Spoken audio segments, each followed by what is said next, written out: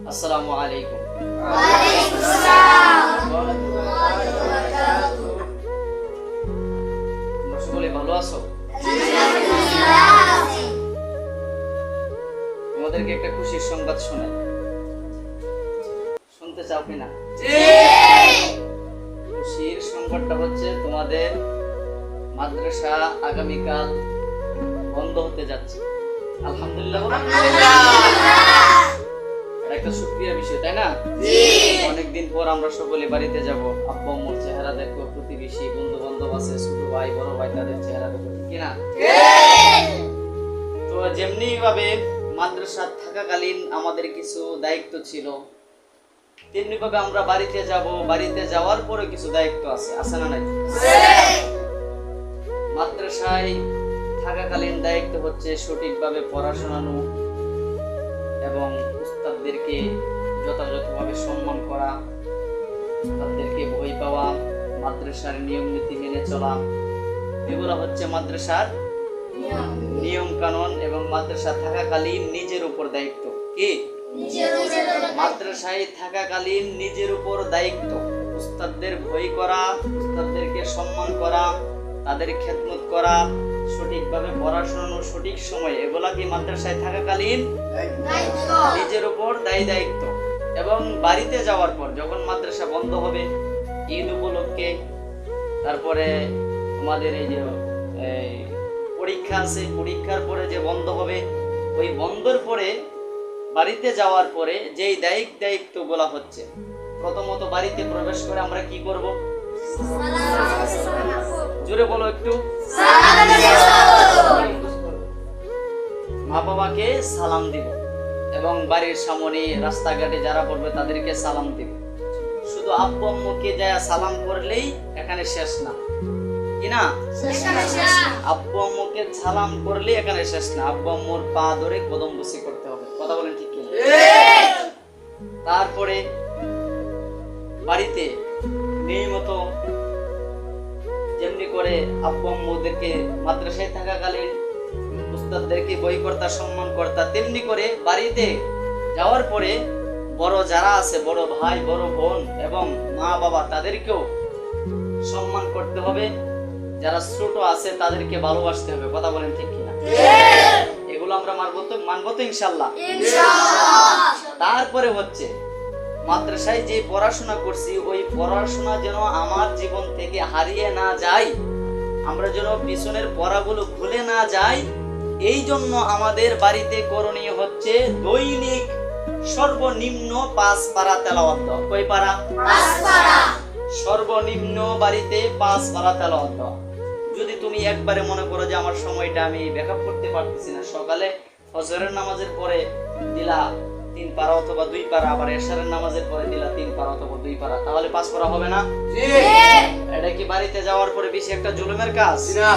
আব্বু আম্মু আমারে বলবে ঘাস কাটার জন্য, পুকুরে মাছের খাবার দেওয়ার জন্য, বাজারে যাওয়ার জন্য? আমরা সারাদিন খেলাধুলা করব, খেলাধুলার পাশাপাশি দৈনিক আমরা 5 পারা তেলাওয়াত দিব। আত্মীয় স্বজনের বাড়িতে বেড়াবো, কোনো সমস্যা নাই। পকেট কোরআন শরীফ আছে, ছোট কোরআন শরীফ, আমরা এগুলা নিয়ে যাব। বাড়িতে আত্মীয় স্বজনের বাড়িতে বেড়াতে গিয়েও আমরা 5 পারা তেলাওয়াত দিতে পারবো। কথা বলেন ঠিক কিনা? তারপরে হচ্ছে 5 ওয়াক্ত নামাজ। ওই নামাজ যদি আপনার কাছে না থাকে, আমার কাছে না থাকে, আমি যে মাদ্রাসার ছাত্র, আপনি যে মাদ্রাসার ছাত্র, এটার কোনো প্রমাণ আছে? এটার কোনো প্রমাণ আছে? সদা সর্বদাই শুধু ঘুমানোর সময়টা বাদে সদা সর্বদাই মাথার মধ্যে টুপি রাখবো। নবীর সুন্নত দরকার আছে না নাই? নবীর সুন্নত আমরা মাথায় রাখবো, নবীর সুন্নত লম্বা জামা আমরা বাড়িতে করব এবং ঘুমানোর সময় এগুলো আমরা খুলে গেঞ্জি গায়ে দিয়ে ঘুমাবো। ঠিক আছে? তারপরে দৈনিক 5 পারা তেলাওয়াত দেব, ওই মুরব্বিদেরকে সম্মান করব। তারপরে এবং মাদ্রাসা যখন খোলা হবে, উস্তাদ যখন তোমাদেরকে বন্ধ দিব এবং বাড়িতে যাওয়ার ছুটি দিব, অবশ্যই তারা নির্দিষ্ট একটা সময় বলে দিবে যে এই সময়ে তোমাদের, এই দিনে তোমাদের মাদ্রাসা খোলা। কথা বলেন ঠিক কিনা? যথাযথ ক্রমে আমরা মাদ্রাসা ওই তারিখে এই দিনে আসার চেষ্টা করব ইনশাআল্লাহ। যদি আমরা সঠিক সময় মাদ্রাসাতে না আসি আর একদিন যদি মাদ্রাসা বিহিত করে ফেলি, তাহলে 40 দিনের মেধার যে একটা বরকত, এই বরকতটা, লেখাপড়ার যে একটা বরকত, এই বরকতটা কমে যাবে। তো আমরা কি নিজের এই ক্ষতিটা করতে পারি না? আমরা প্রত্যেকেই বদ্ধের পরে যে খোলা হবে, খোলার তারিখে আমরা মাদ্রাসায় উপস্থিত থাকবো, সকলে বলি ইনশাআল্লাহ। তারপরে হচ্ছে বাড়িতে যাওয়ার পরে আব্বু টাকা দিবে, এটা ভালোভাবে ওয়াদা করতে হবে, এটা ভালোভাবে অন্তর থেকে প্রতিজ্ঞা করতে হবে। আব্বু টাকা দিবে, আম্মু টাকা দিবে, বড় ভাই টাকা দিবে, বড় বোন টাকা দিবে, কাকা টাকা দিবে, আমাদেরকে দিবে কি দিবে না? মাদ্রাসায় পড়ে আমাদেরকে ভালোবাসে কি বাসে না? ভালোবাসে, এবং কি আমাদেরকে টাকা দিবে, তারা দিবে কি দিবে না? দেওয়ার পরে ওই টাকা দিয়ে আমরা কি করব? মজা খেবো, ঠিক আছে, কিন্তু অতিরিক্ত খরচ করা যাবে না। বন্ধু বান্ধবদের পাল্লাই পড়ে, এবার নফসের দোকাই পড়ে অতিরিক্ত টাকা খরচ করা যাবে না। কিছু টাকা আপনি সঞ্চয় করবেন, মাদ্রাসায় আনবেন, আনার পরে দেখবেন অনেক নাস্তা খরচে কাজে লাগতেছে, ভর্তির ফি, পরীক্ষার ফি দেওয়ার কাজে লাগতেছে, আপনার অন্য একটা জামা কিনতে কাজে লাগতেছে, একটা টুপি কিনতে, একটা বই কিনতে কাজে লাগতেছে। ওই টাকাগুলো আমরা কি করব? সঞ্চয় করব, ঠিক আছে? সঞ্চয় করার পরে নিজের টাকা দিয়ে নিজে চলার চেষ্টা করব। আব্বু আম্মুরে প্রেসার কম, আব্বু আম্মুরে কি দিব? প্রেসার বেশি দিব না, আব্বু আম্মুরে প্রেসার কম দিতে হবে। তারপরে হচ্ছে ওই টাকা দিয়ে আমরা কি খাবো? মজা খাবো, মজা খাবো, এবং কি গরমের সিজন, ঠান্ডা খাওয়ার প্রয়োজন আছে না নাই? ঠান্ডা খাওয়ার প্রয়োজন আছে, কিন্তু খবরদার ওয়াদা করেন আমার সঙ্গে, ঠান্ডা খাবেন, ঠিক আছে, আপনি ঠান্ডা খাবেন, আপনার যেই ঠান্ডা পছন্দ হয় খাবেন, সমস্যা নাই, কিন্তু একটা ঠান্ডা আপনি খেতে পারবেন না। এটা আমার আপনাদের কাছে, আমি শিক্ষক হয়ে আপনাদের কাছে পুরো জুড়ে দাবি, এবং আমার একটা রিকোয়েস্ট আপনাদের কাছে রইল, উস্তাদের পক্ষ থেকে ছাত্রদের কাছে একটা রিকোয়েস্ট, একটা ঠান্ডা আপনারা খাবেন না। ওই ঠান্ডাটা কি? ওই ঠান্ডাটা কি জানার দরকার আছে না নাই? ওই ঠান্ডাটা হচ্ছে কোকা কোলা।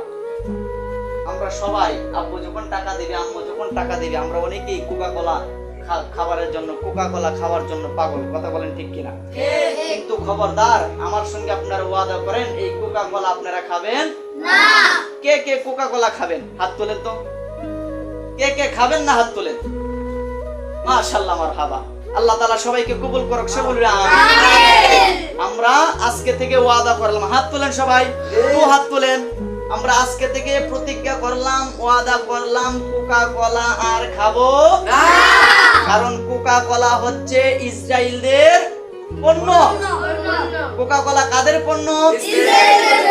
কোকা কোলা হচ্ছে ইসরায়েলদের পণ্য।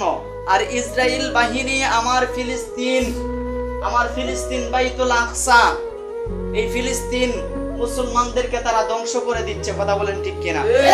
সুতরাং আমরা যদি এই কোকা কোলা খাই, খাওয়ার পরে এই ট্যাক্স, এই টাকা চলে যাবে তাদের ফাউন্ডেশনে, আর ওই টাকা দিয়ে তারা বোমা কিনবে, বন্দুক কিনবে, কেনার পরে ওই বোমা দিয়ে, ওই বন্দুক দিয়ে আমার মুসলমান ভাইদেরকে, ফিলিস্তিনবাসীদেরকে তারা আক্রমণ করতেছে এবং হত্যা করতেছে, কথা বলেন ঠিক কিনা?